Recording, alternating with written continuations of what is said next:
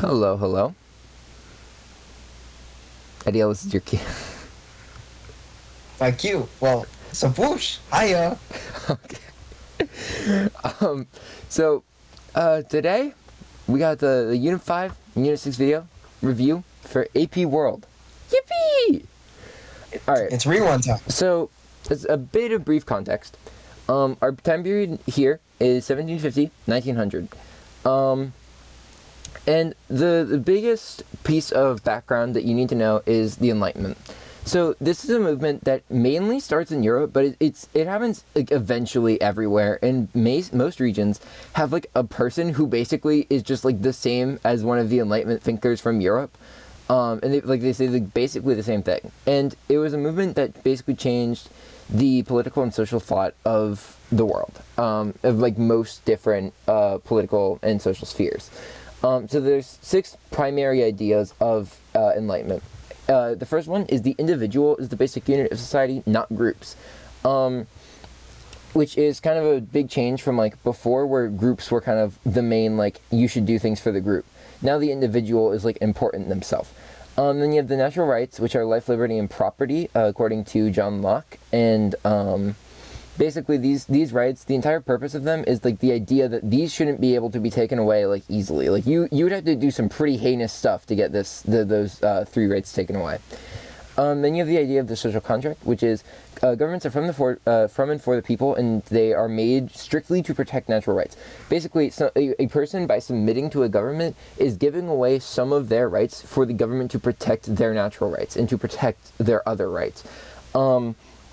And also, with this comes the idea that if a government isn't protecting your natural rights, the people have the right to rebel if they're not doing good enough.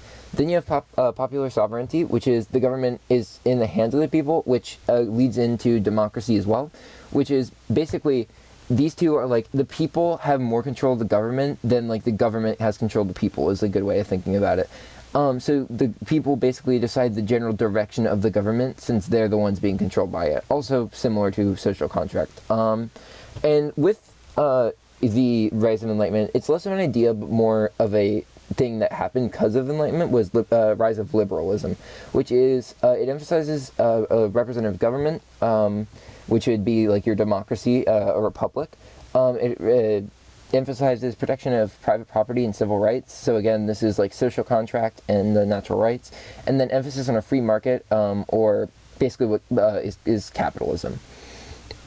And then there's an expansion of vote based on these ideas. So previously, it was basically only rich white men who were allowed to vote. And slowly, with the rise of the Enlightenment, the thing, like the kind of quota you need to reach to actually get to vote is lowered until it's basically just kind of removed from most places. So then you go down to, you just have to be a white guy. And then as Enlightenment ideas kind of like go against like slavery and the abolition movements happen, and certain civil rights events happen, then it moves down to all men. And then finally, as women get the right to vote, it goes to all men and women should have the right to vote. And there's a big abolition of slavery and serfdom all around the world for the most part. It's mostly abolished in the general time period, though it's much earlier in Europe, and then a bit later in Russia, and then much later during the Civil War in the United States. So revolutions in general, they're caused this is actually known as the unit of revolutions, so kind of the main idea, but they're caused a lot of times by nationalism, or discontent with imperialism and monarchies among many people. So nationalism, the reason why it would cause them is shared cultural traits, language, ethnicities. They want to rule themselves. A great example of this is the Balkan states. They were held by the Ottoman Empire for almost the entire existence of the Ottoman Empire, but since before the Ottomans actually even ever reached Constantinople. And these states were like, they didn't want to be ruled under the Ottomans anymore. They wanted to be their own states, so they kind of staged a bunch of rebellions, and eventually actually just kind of started to rule themselves instead of being under the Ottomans. And then some empires used that kind of nationalism the other way, which they wanted to unite their people by making like their nation, the full empire, basically one nationalism. So one of the big examples is the Russian government forced the language of Russian to be spoken throughout all of Russian territory, which kind of was supposed to say, hey, we all speak the same language, now we're all like one Russian people. So the first major revolution is the American Revolution. Alright, so the American Revolution. So, in the beginning, there were 13 colonies which were established by the British, or British rule, which were, after the Columbian Exchange or their migration to the Americas. And the British rule led to salutary neglect, which basically, it kind of referred to at the time British policy, which, loosely enforced trade regulations and also allowed the colonies to, have freedom in economic and political matters. But due to its reversal, that kind of led to the American Revolution. And then after this, there was the French and Indian War, which was basically a battle between, or it was the North American colonies of the British Empire against those of the French, and each side was supported by Native American tribes. And then along that, so basically after that, Britain was very poor, and they were in a lot of debt after the war. So British Parliament began to tax the colonists, and they had the Townshend Acts. There was also the Tea Act, the Stamp Act. There were a lot of acts which were taxes on the colonists, and then this led to, let's see, after the Tea Act and the Townshend Act, there was the Boston Tea Party, and then of course there was also the Boston Massacre, and then so basically after that basically period of tax and therefore a reaction of the colonists. The colonists were upset at the end of salutary neglect, and eventually they revolted. And then there were also very important documents, such as the Declaration of Independence, which laid out many Enlightenment ideas, and also listed times that the colonists believed their rights were violated by the British. There was the preamble, and then there were four basic parts: preamble. And there was also the list of grievances, and there was their statement of their national rights, and then there was the resolution, which talked about how they could solve their grievances. And then along that, there was also the Olive Branch Petition, which was basically a last-ditch plea to King George III, who the colonists believed would help their cause. But of course, he didn't.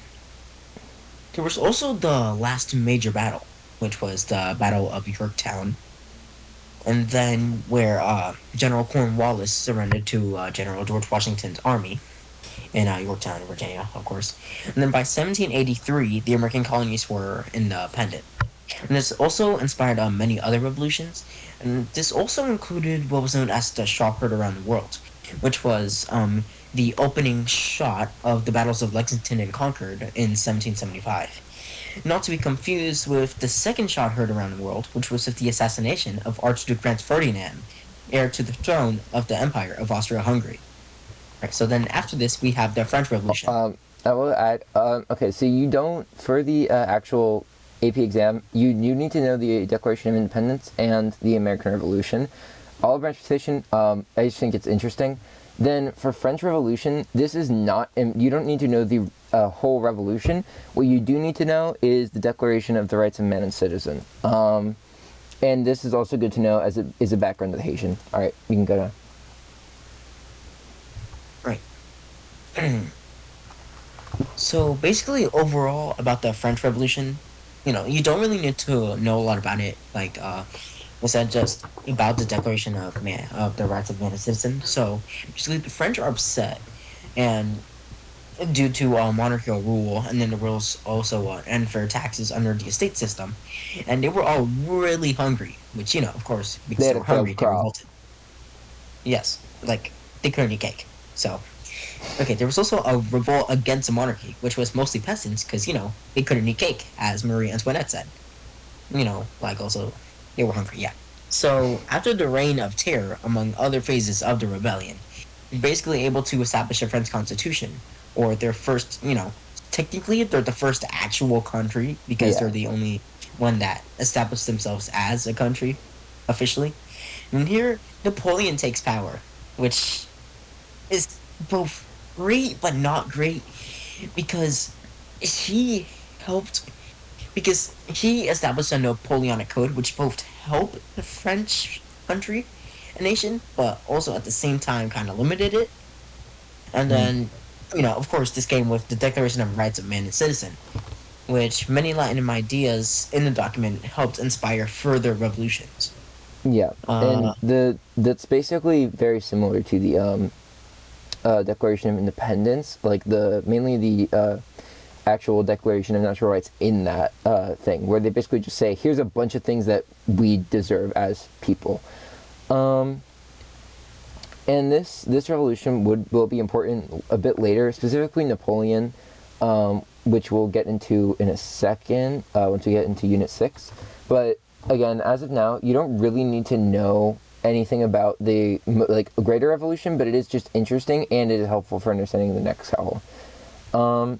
Because the next one is the Haitian Revolution, which is in the context of the French Revolution. The Haitian people are like, hey, the French just said that they got equality, but we're still here, as slaves. So we want to get our own equality because that's like what the Enlightenment is kind of all about. So they end up revolting. It's like one of the biggest slave revolts across a mm-hmm. country, and it actually splinters into multiple factional disagreements until Toussaint Louverture becomes the most powerful French leader, or not French leader, most powerful leader of like the people revolting, and then he fights the French. And he is captured near the end of the war, near the end of the rebellion, but his lieutenants finished the war and they established the first black government in the New World, the second republic in the New World, second to obviously the United States of America. And they were one of the first and only truly successful and large-scale slave rebellions in the context of world history in general, because generally they just aren't that successful, or they are ended to limited success at most. But this one was able to actually completely replace the government and actually make a new republic. And then you have the Latin American revolutions, which is basically, there was a lot of this is in the casta system, which is a Spanish system. One of the top people, one of the top social ranks was the Creoles. However, they were descended from Europeans, but they were so outclassed by actual native-born Europeans called peninsulares, which is just basically the peninsular people from the Iberian Peninsula. And they are basically, the Latin American revolutions are a set of different revolutions in Mesoamerica and South America. And because the Creoles wanted power away from the Europeans due to their lack of rights compared to them. They believed, hey, we're still descended from Europeans. We should have the same rights or even more rights, since, considering we're like actually in Latin America. And due to Napoleon's invasions of Spain and Portugal, mainly Spain, they kind of, they don't want to be attacked by Napoleon. They don't want to make themselves a target for the colonies. And they notice, hey, Spain is now worried about Napoleon invading the actual country, so we have a perfect opportunity to just liberate ourselves here. And the letter from Jamaica is an important document to know here. It depicts anger from the Creoles against Peninsulares, mainly about what crops can be grown and just general rights, but crops is one of the big things. They were kind of forced to grow a certain set of things rather than be like their own independent nation. So Creole military leaders like Simon Bolivar, who wrote the Letter of Jamaica, as well as a few others, liberate Mesoamerica and South America in a series of different wars, many of which took around 20 years. And this kind of goes from like about 1809-ish to like the 1820s, late 1820s. Okay, so that's like the main revolutions. Haitian Revolution and Latin American Revolution you do, as well as American Revolution. Those are all on the AP exam.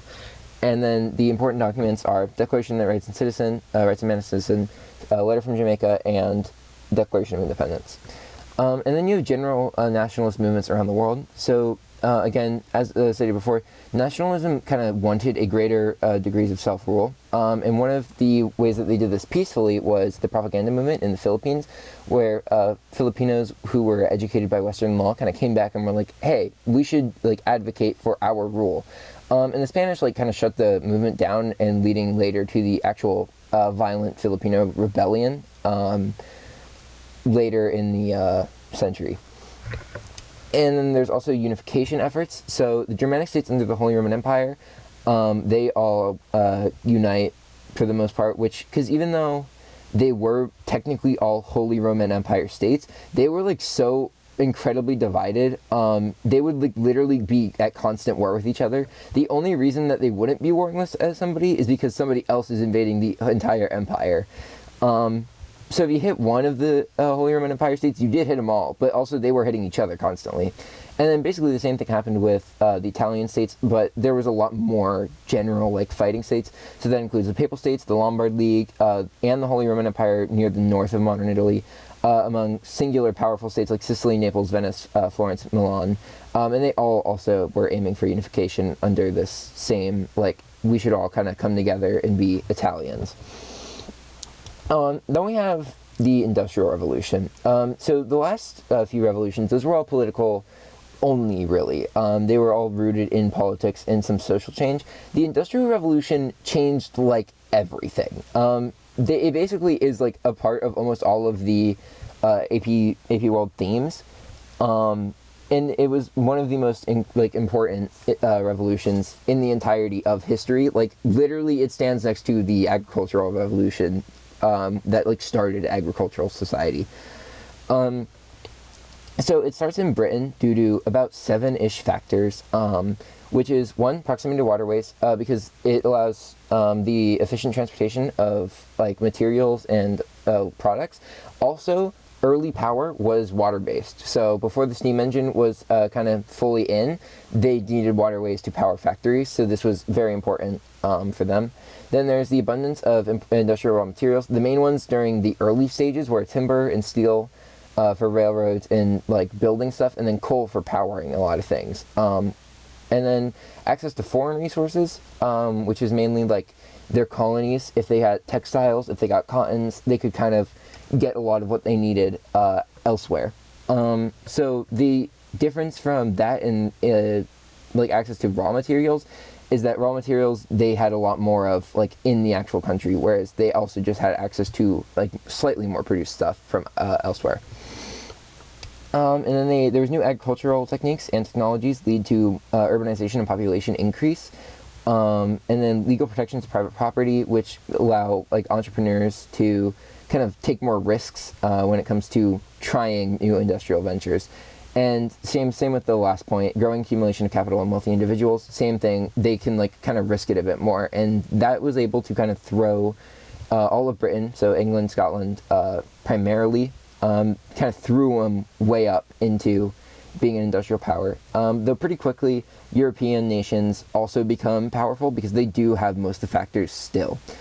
So mass-produced goods are sold around the world for cheaper via the factories now producing more, and transportation, so travel costs and the actual cost of moving the good is also a lot easier and therefore cheaper. And this also leads to specialization of labor, which is basically like artisans before, if they wanted to make a product, they'd have to know a bunch of different skills to actually create the product. Whereas now, since machines were able to assist so much in the creation of mass producing it, you would usually employ a few people who are really good at one part of the process to kind of fill in for the machine or work the machine in a specific way, but they wouldn't really know how to do most of the other part of the process, though they could be trained for it.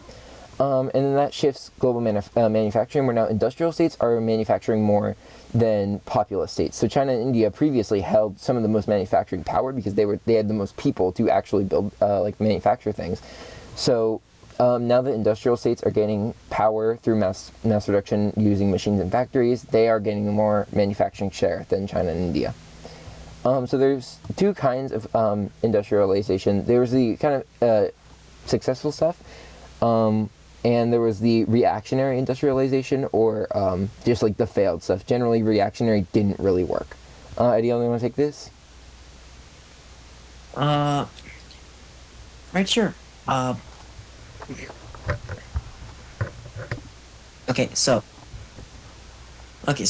successful spreads of industrialization. So, first of all, you have France, which was kind of similar to England, but it was slowed due to their lack of coal and iron. And then it was still slightly quickened through government sponsorships of railways and canals. And they also avoided social upheavals due to their slower pace. But England was, basically like the main center of it due to their Mhm. huge amount of coal deposits and iron. Yeah. Okay, So so then the U.S. sorry to interrupt you so quickly, but in France, or like in England, there's people like the Luddites who are smashing machines, whereas in France, they don't really have to deal with that. Yeah, okay. So in the U.S., so they were kind of busy with what was known as a small civil war over here. But then after that, they became an industrial powerhouse due to the large amount of territory and natural resources.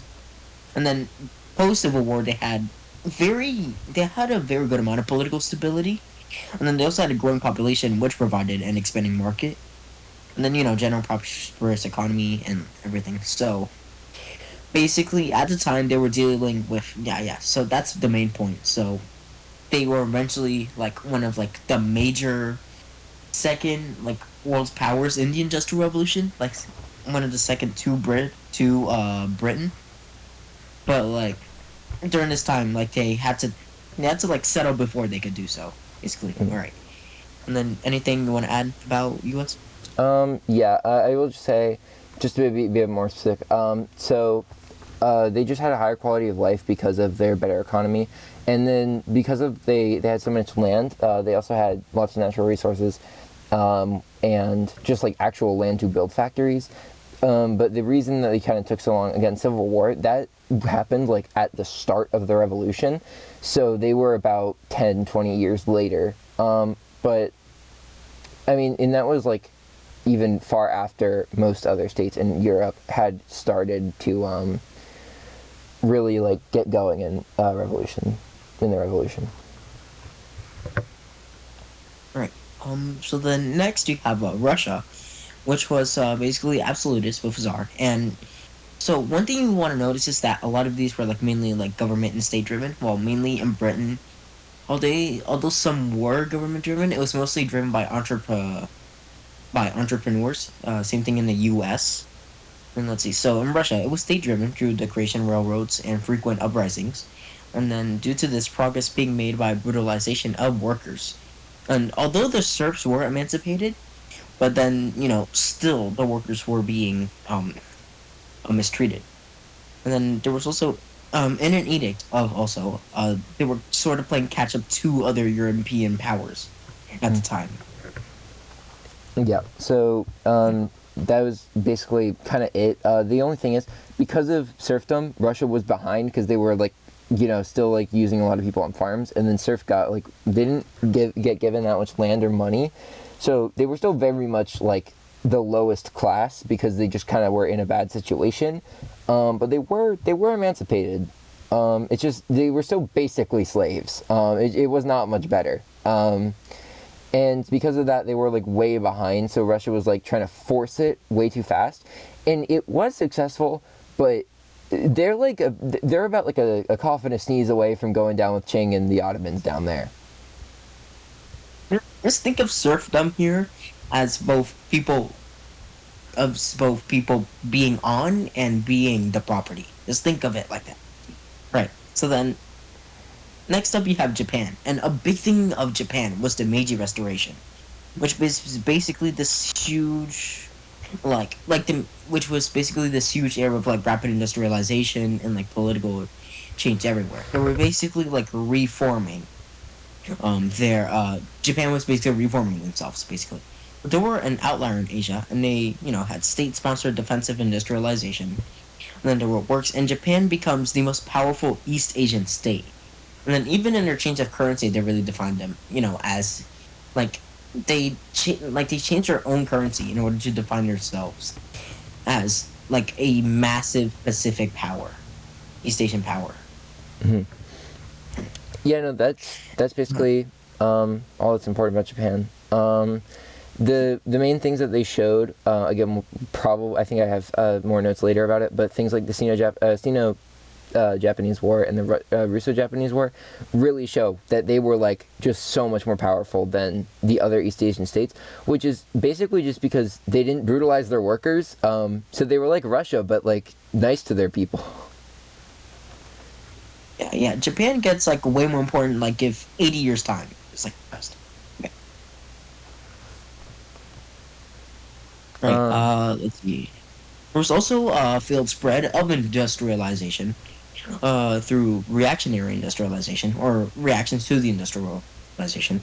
Let's see. You have Qing China, which was economically basically subservient to industrialized nations, and we're also trying. They also had a self-strengthening movement to try and revitalize Chinese cultures. And full benefits of industrialization are hindered by conservative landowners, which led to insufficient industrialization. Hmm. See, and then for the Ottomans, it's basically the Ottoman Empire basically had the greatest fall off of all empires. They were also known as the sick man of Europe.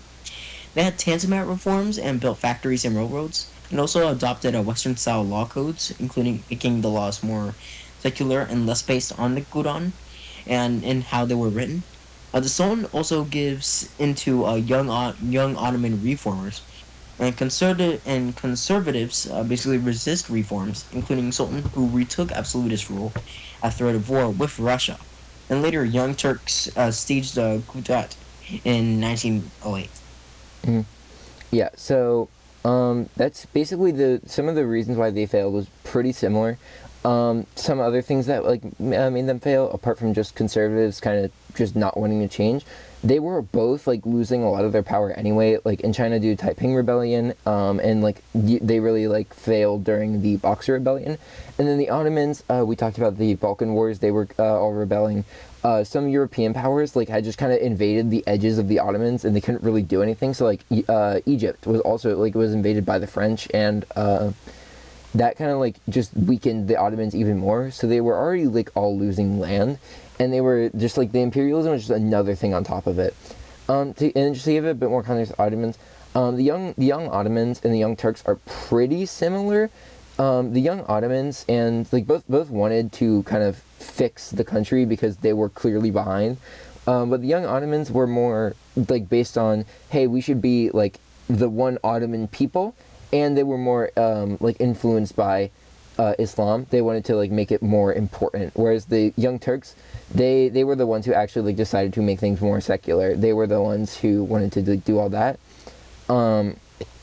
But they were also saying, hey, we should just be the Turkic people, and that they would eventually just establish Turkey rather than the Ottoman people, which really made the Arabs mad and other non-Turkic people, because they were all like, hey, we're Ottomans too. You can't just like become the one Ottomans. But the Young Turks, they staged the coup in 1908, so they just kind of get the country, and that they didn't really last long as the Ottomans passed that, especially after World War I kind of ripped them apart. So then there's two separate kind of stages towards the revolution. The first is basically a phase of coal and steam. The Newcomen engine powers coal mines, which is basically the only way they were used until Watt came and improved them, because you needed a lot of coal to power the steam engine. But what it did was it pumped water out of coal mines to make them safer to mine and to get even more coal. And then when Watt came and improved it, it was basically just able to be used elsewhere because it was like 50% more efficient. I think it was around 53%. And it just powers like the entire first half of the revolution. So there's enhanced travel capabilities, and the initial like factories, initial machines are kind of getting put up. And then the second half is oil and internal combustion engines, which is a more advanced kind of engine that's actually like used in many cars as of today. And electricity is also soon utilized a bit more. So there's electric streetcars, there's the telegraph with Samuel Morse developing Morse code. And this also is around here. There's also things like the construction of the Suez Canal, which is a canal between the main kind of land of Egypt and the Sinai Peninsula, which it's kind of like it lets anything from like coming from Asia, if it needed to get to Europe before, it'd have to go through the Indian Ocean and then all the way around the bottom of Africa, the southern tip of Africa. Whereas the Suez Canal just kind of lets them sneak through into the Mediterranean, and then they're basically already at Europe. And that, along with the wider use of steamships, means that when they're less reliant on wind patterns, so they can kind of do more whenever they want. And Bessemer process allows for like steel, synthetic dyes, rubber, vulcanization, a lot of just like cheaper things, which kind of helps bring the middle classes up a bit more because they can buy a lot of stuff for cheaper. There's cheaper trade and stronger ships, better, cheaper dyes, so you don't need to like. So purple dyes, purple and pink dyes, super rare on flags, for example, because they were really expensive.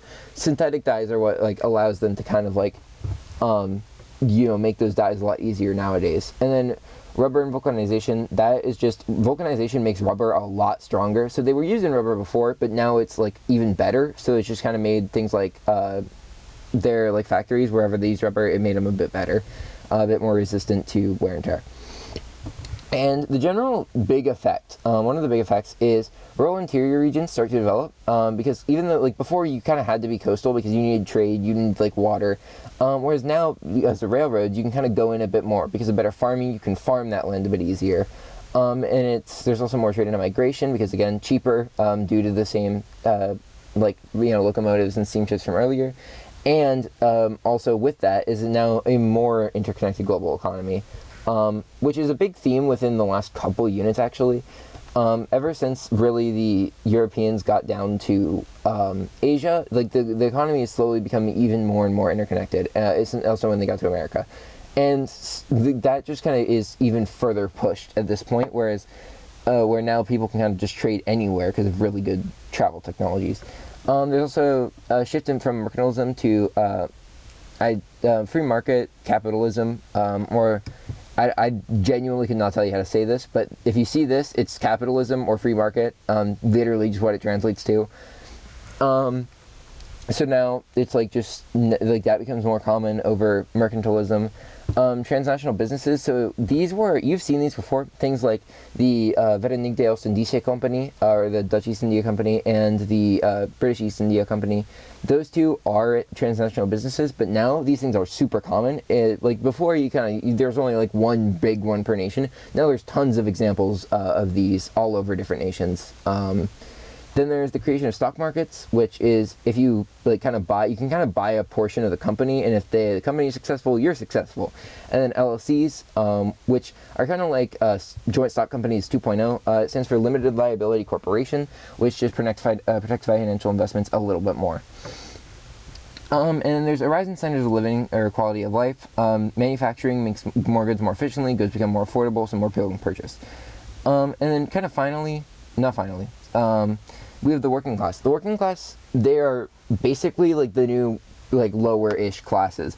They work some of the longest and most dangerous hours in factories where plenty of people died. And then they went home to crowded tenements where they like all died of disease, which leads to a lot of reforms. Like they were getting increased suffrage. There were social societies that kind of like gave them community, educational reforms that brought kids from factories where they were dying and getting sick and dying more, to schools so they could get educated and not die in a factory. Urban reforms to help ameliorate unsanitary urban environments through sewers, and they passed laws to limit working hours. And then a lot of this is done through the creation of labor unions, and also the kind of state of the working class creates ideologies like Marxism, which, even though wouldn't really be put into effect yet, we'll see that in Unit 7 a bit more, where a nation actually like uses Marxism. But the general idea of Marxism is you kind of do your work, and society should provide for you. Money is kind of like pushed down. It's basically the founding principle for socialism and communism and like a lot of that stuff. Though those are extreme, well, socialism less extreme. Communism is a very, very extreme version of Marxism that actually doesn't work in Marxism. But generally Marxism is like, hey, we're all equal. We all should like work together and kind of make a better society for everybody. So the final couple few effects. New social classes, we already talked about working class. Middle class, they benefit some of the most because cheaper things now they can afford. And industrialists are basically people, like they're the new like really, really high-end rich elites. And these were the people who were like able to actually start industrial factories and companies. There's some changes in like the role of women in these social classes. So in working classes, many of the people in the working classes are coming from farms. So they begin working in wage earning jobs similar to men. which isn't really a change because they were already doing that when on the farms they came from. They also worked the fields, or were doing chores in the house. Like basically, they were doing the same job. There's not really much of a change there. Plus, working class wasn't able to make enough money for one job, so you just needed more people working. Middle class women, they actually are now viewed as even more as domestic homemakers and like basically helping making an environment for their husbands and children to work. Because middle class workers, mainly working white collar careers like being doctors or lawyers, they are making plenty of money, so they don't need a second kind of flow of income coming in. So as children are seen as like necessary to kind of continue the family and to get an education and all that, they are kind of more viewed as let's nurture the kids. And then some challenges from rapid urbanization, a lot of which we talked about: public health crisis in tenements, bad sanitation, decrease of life expectancy, and increase of urban crime, all of which kind of led to some of these like working class developments where people were like really, really upset that there was so much crime and they were kind of getting messed up. So that's kind of the general gist of Unit 5. And then, while this is all about the revolutions and the environment of mainly the Industrial Revolution, actually, it's definitely the most important part, Unit 6 is putting them into perspective. What did this do? So, a few units ago, there was the first wave of imperial expansion, which was kind of where you heard about the British East India Company, where you heard about the VOC. And that was like when they kind of initially colonized America. Well, now, because of industrialization, they're actually able to make a second wave. So, some more motivations. Nationalism, again, this is a really big topic, actually. Nationalism is linked to a desire for territory. So, like, hey, as the people of this ethnicity, of this language, of this country, we want to show that we're the best. And the best way to do that at this point was we should just have the most territory. If we have the most land, we're clearly the most powerful. So this, there's also social Darwinism, which is, it's Darwin's theories of natural selection, but applied to society and politics using racism. Mainly phrenology is one of the big ones, which is the study of skull size, or like skulls in general. And they basically said, they made up like evidence that white people had bigger skulls, so they were therefore smarter. Completely made up, obviously, just not true. But they just said it was, and people just believed it, because, they were all racist anyway. And that kind of, there's also like a civilizing mission, which is based off social Darwinism. Very small part of it is actually genuine. Christian missionaries throughout history, kind of like a big thing of Christianity is convert people, like give them like the word of God to kind of save them. But this is like an incredibly small part of the civilizing mission. Most of it is just racism. Gonna be so real here. States use it negatively, and they suppress culture and religion through pushing things like social Darwinism. And then it brings responses like the black man's burden, the real white man's burden, which are like criticizing, hey, this is like very racist. You can't just kind of like say that they're like needing our help when they clearly aren't.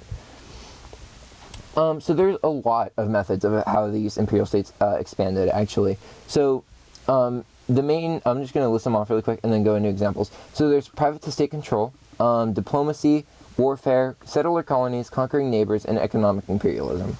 So first, start off, private to state control. This is mainly from like the first wave. Anything that kind of was like still there from the first wave is now also just kind of being transferred into the second wave. So, for example, the Congo Free State is controlled by King Leopold II of Belgium, and he is like a really horrible and very brutal and despotic dictator. Really bad guy. He like cut people's ears off and made them work really, really dangerous jobs getting rubber in the Congo.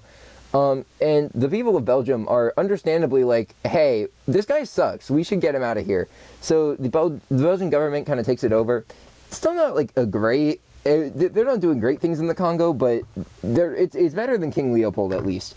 So that was one of the ways that kind of private to state control. Also later with the Sepani... sorry, not even Sepani. I'm like cooking.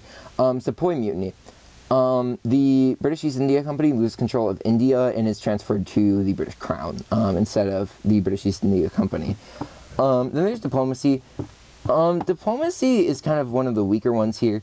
Mainly, it's like the European governments deciding who they were imperializing, which was mainly done in the Berlin Conference, where a bunch of major imperialist powers in Europe got to decide who got to get what land in Africa. Of course, not a single diplomat from Africa was present at the meeting because it's only their land they're talking about. They're not really that important to be there. And then there's obviously warfare. One of the biggest ones was basically just the people kind of just shot up the people they were trying to like imperialize, and through warfare they just were like, hey, we own this now. And once you beat them in war, there's not really much you can do after that. So one example of this is the British oust the Dutch in South Africa, and then they start taking over many of the South African tribes that were there through more warfare to kind of expand their influence and land there. Then there's settler colonies, mainly in places, this is very similar to what America had, where they less often went to war, even though it still 100% happened. They did go to war a bit less often, and it was mainly just people just kind of started settling, and then diseases took out a lot of the indigenous populations. And the two from this time were Australia and New Zealand, which populated by the British. And both of them, of course, had indigenous people, and then a lot of them died to diseases, especially the Maori people in New Zealand. But they kind of like launched expeditions to kind of find good land, good soil, and just kind of went there. Then there's conquering neighbors. A lot of different nations actually did this. The first is the United States through Manifest Destiny. They were conquering mainly indigenous tribes, kind of pushing them out, and then later they also pushed out Mexico from what their modern borders are. Mexico used to be absolutely huge. They actually they touched like where Canada is today. They basically owned all of that. But now the U.S. kind of pushes everybody out. Russia, through Pan-Slavism, wants to unite all the Slavic people, so they expand the Kazakhstani steppe and the Uzbek states. They go all the way to the Pacific Ocean near where Korea is, and they go into the places like the Caucasus Mountains. They try to go into where Ukraine is today, in Crimea. They're just trying to generally expand, and kind of in most directions, other than north, because they're kind of up in the north already. And then finally, you have Japan. They start wanting to build an empire in specifically the Pacific. They want to kind of show themselves as a Pacific power in like their different depictions, like in their money. So Japan modernizes the military through the Meiji Restoration, and they go fight China, and like specifically Manchuria, they show success, of course, part of China at that point. And then in Korea, they first start by extending their sphere of influence by pushing China out, and then they just kind of take it over. Sino-Japanese War was when they pushed China out due to Korean politics. It was basically they were fighting over who actually didn't own Korea, and then Japan just kind of started owning it. And then Russo-Japanese War, pretty similar, when the Russians wanted to kind of like move into Korea to build a railway, and Japan was like, no, you can't do that. So they went to war for a little bit. And though it was mostly a stalemate, Japan basically won. They were able to kind of push the Russians out, and on top of that, they kind of like beat up Russia really bad. So Russia is now needing to modernize their army, and Japan is shown that they are clearly competent in warfare and on the world imperialist stage. So then one of the biggest other biggest tools apart from warfare is economic imperialism. So Qing China, they didn't really industrialize early enough, and the conservatives, since they kind of stopped it, since they had goods people wanted, the British demanded a lot of Chinese goods, and also just generally Europe. But they didn't have anything that China would trade for, which is called a trade imbalance. So now the British are giving a bunch of silver to China for their goods, but that silver isn't coming back anytime soon. So then the British start selling opium, and this starts the Opium Wars, which basically after China tries to ban opium because it's really addictive and deadly, the British kind of are upset because now they're losing money, so they kind of force the Chinese to allow the opium trade by winning wars. And then finally we have Latin America, which mainly this was actually the United Fruit Company, which starts the idea of banana states. So they own banana plantations, or they kind of begin to own them in especially Mesoamerica, where they tax the banana acres for almost hundreds of years. Some agreements literally were 99 years. And then they promise to build industrial infrastructure. So they kind of say, hey, we own this land for 100 years, get all the bananas on it, but we'll build some industrial infrastructure. And and this is like very similar. It was slightly less like militaristic than things like the Opium Wars, but it basically was, you know, kind of, they were kind of forced, considering, you know, the small Mesoamerican states couldn't really fight the new like industrialized United States Army, and they were like, hey, if you're going to build industrial infrastructure, I guess we'll take it. So then there's the economics of imperialism, not to be confused with economic imperialism, which is imperialized places start to get turned into export economies. Previously, of course, in an economy, you want it to be diversified, because you want to be selling a lot of different things in case one thing becomes less wanted, in case like you want to kind of produce your own goods as well. Well, now these export economies, they produce like a good. Like everything is turned into, you produce this now. Like think like basically like India and Egypt were like, yeah, you guys produce cotton now. You can't really produce anything else. You got cotton. And now that means now they had to sell all their stuff to their imperial parent. However, then they had to buy back like new equipment and new supplies from their imperial parent. So it didn't really make them any money because they just had to go back and buy stuff that they were already producing before. And these were used because they allowed to get imperial states to get a bunch of raw materials. So in the Congo Free State and then later the Belgian Congo, they were getting rubber. In India and Egypt, like I said, getting cotton. West Africa, lots of states were redistributed to make as much palm oil as possible so they could grease machines in factories. And then in plenty of different various nations, cash cropping once again became popular, where they were they were using it as kind of farming land. And then that made like almost every single like colony in the world completely economically dependent on their imperial parent, because they didn't like have the manufacturing power anymore to build their own stuff. They needed to buy things from their imperial parent, and they only could sell things for the most part to their imperial parent who was buying it. So that was like kind of really bad for imperialized states, because now their economies were really messed up, which gets bad when we talk about the Great Depression, where now all of these economically dependent states are kind of screwed over by their imperial parents having crashing economies. And then the other kind of big thing in this unit is migration. Migration becomes incredibly popular because transportation is very new. Well, a lot of it's like new, and it's very, very cheap.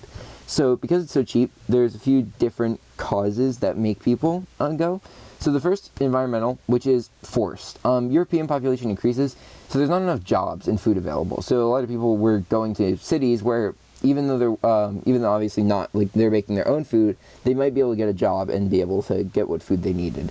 And then there's also natural disasters, which is like famines that present challenges to like how the people were living before. One of the biggest examples was the Great Famine, or the Irish Potato Famine, which it was like multiple horrible harvests of potatoes. And since because potatoes were really widely grown in Ireland, because it's much easier to evade taxes with food that grows underground, because you kind of just lie and say that, well, it looks like the harvest failed, than it is to like wheat, when you can see the wheat growing like months before harvest. They're like pretty widely grown to kind of evade some taxes, but because they are so dependent on potatoes now, as soon as a couple potato crops fail, they get completely famished, because they were so ungodly reliant on one crop. And this also like completely makes Ireland like even more dependent on the UK as well, or not the UK, on Britain as well. And it actually leads to different like things like phrases like "sip the soup," where that actually comes from the British giving soup to people if they said like Ireland should be property of the of Britain, and like kind of became loyalists. It was a really bad time, and then eventually just a lot of people just kind of started moving because they had to. They were forced to. The other thing was search of work, kind of related to environmental changes. So free choice of migration was Irish kind of went everywhere, but especially to the U.S. Because there was a lot of free land. Then there's forced migration, which is indentured servitude. Indentured servitude, also slavery is technically this, but that was, again, mostly abolished. So this became like the new slavery, where people from imperialized nations are now given pretty bad jobs, because a lot of them are given contracts in languages they can't read, And that's if they could even read any language. So they don't really know what they're signing themselves up for. They're just signing papers and then being kind of pushed into indentured servitude. And there's also penal colonies and convict labor. This is mainly actually states searching for work. So they say, hey, we have a bunch of prisoners doing nothing. Let's just go send them to different colonies and force them to work for us. So this caused a few different things. Mainly, nations that were getting forced to migrate leads to gender imbalance, because it was mainly men who were being transferred to different places. So now there's an abundance of women in different nations, which we saw before, again, with like slavery being very popular and with the Atlantic slave trade, which can like lead, as we've seen, like matriarchies establishing, or like people marrying multiple wives, very common. Then becomes ethnic enclaves. So ethnic enclaves is basically when it's not like a political thing, more of a social thing. Think of like if you've gone into like a town and seen like a Chinatown or a Little Italy, that's an ethnic enclave. That's when people like all kind of become a community and work together. And then there's like the rise of nativism, which is this racist desire to kind of protect the interest of natives from immigrants. So these are things, you can see this in the Chinese Exclusion Act and the White Australia policy, which were basically, mainly these two were banning Chinese immigrants, or very, very harshly reducing how many could come in for a certain amount of time, which was all rooted in nativism, and even then rooted in just racism. And then there's causes of imperial resistance, obviously questioning political authority. Western education is brought in kind of to show that they were actually doing the civilizing movement, even though, that was also racist. They were actually educating people, but then because Western education was focused on Enlightenment teachings that we just talked about caused revolutions, people were like, hey, what if we just caused a revolution? So kind of a fumble on a European side, actually. And then there's obviously the citizens of imperial states object imperial ventures. So this is an incredibly small minority. European people who were like against and criticizing it. You can see this in Joseph Conrad's Heart of Darkness, which is a criticism of the Congo Free State, and J.A. Hobson, who argues that imperialism is inherently detrimental because it relies on unstable markets, because the people made like the imperializing powers made the markets unstable. And then there's nationalism among the indigenous people. People like Edward Blyden and like kind of rose like Pan-African ideas. Even made just all Africans say, hey, we are like kind of our own people. You can't really own us. And then obviously individual nations were also like in that same kind of zone where it's like, hey, we're our own group. You shouldn't own us here. So then actual forms of imperial resistance, you have direct resistance, which is basically conflicts. This is like one of them is the Asantewaa War, or the Asante War in modern Ghana. It's also known as the Golden Stool War. It's important to the Golden Stool specifically. It's important to the Asante people. Who sits on it is basically seen as the one ruler. So then the British just kind of think, hey, if we just sit on it, then well, clearly, what are they gonna do? We sat on the Golden Throne, which doesn't really work, because obviously the Asante were just not cool with them kind of sitting on the Golden Throne. So they went to war with them, but unfortunately the British had much more industrial might, so they won pretty easily. And then the second way was the creation of new states, like the Cherokee Nation. Once they were moved to Oklahoma, they were actually able to keep their culture alive through just kind of doing their own thing in their own area, instead of like letting the U.S. kind of just like kind of break their nation. Also, the Zulu Kingdom, for a time before they went into a direct resistance through combat in the Zulu Wars, they resist the British takeover for a lot of time based on their combat ability in guerrilla warfare. So they make Zululand, which is a nation basically right on the edge of their South African times. And then finally, we have religious movements like the Xhosa cattle killing movement, which really interesting movement. Basically, this prophet said that like there was the British who kind of were like taking over land near them. So this prophet said, hey, a lot of our cows are like sick right now, so maybe it's like some sort of curse. So let's just like kill all of our cattle. We can remove the curse, and then also maybe like some of our guys will like some of like dead ancestors will come and fight off the British, which, I mean, I guess it's like it's a fair enough idea. I don't know. I'm not really educated in curse killing, but they do try it. And surprisingly enough, after you kill all of your cattle, who you like need for food, you start starving. So a lot of people starved to death. About 40,000 people starved to death after almost 100,000 cows were killed. And surprisingly enough, the dead ancestors don't rise up. Maybe they just didn't kill enough cattle, but it kind of all fails because obviously they were killing their own food source, and they weren't really getting any war help against the imperializing powers. So that's kind of it for most of Unit 5, Unit 6. Basically, the important things is just, again, like going back to the general idea. Unit 5 is what is industrialization, exactly how did it affect people, and Unit 6 kind of goes into what did this actually do, what were industrialized states doing. Because mind you, most of the states who were imperial, not even most, all of the imperial states, like the big imperial powers, were completely industrialized powers. The other things to mention, Spain and Portugal, previously imperial powers, now kind of out of the game, because they had decent industrialization, but not great, and they were just kind of, doing their own stuff at this point. So that's like how the Philippines fell from Spanish control to the U.S. Later, and they're just generally weakening. I think that's mostly it. Yeah. So this kind of all leads up into the start of World War One. Technically the time period is 1750 to 1900. It's more like to 1913. Basically, once they start World War One, all of this kind of goes into effect. All this land that they've just gotten, and it begins the Great War period, where the entire world was truly at war.